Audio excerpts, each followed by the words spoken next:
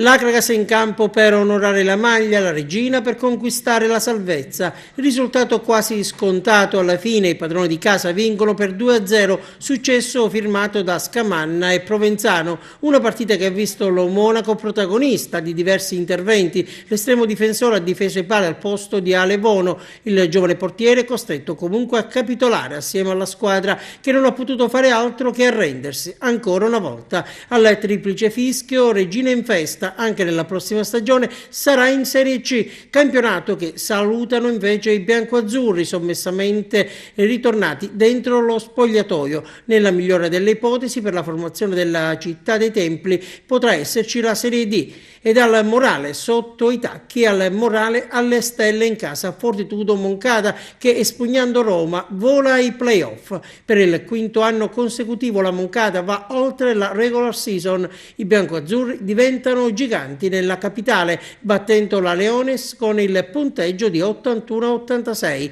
Dopo un inizio balbettante dal terzo periodo in poi è Williams a prendere per mano la squadra, anche se il terzo quarto si apre con il canestro del sorpasso. Punti pesanti che permettono ad Agrigento di superare la Leonis e condurre la gara.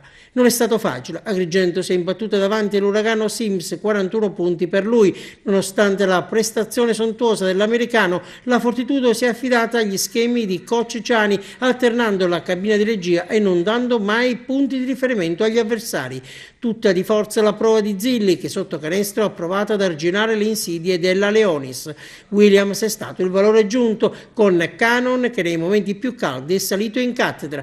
Alla fine grande gioia e orgoglio per il roster di Agrigento. L'avventura continua.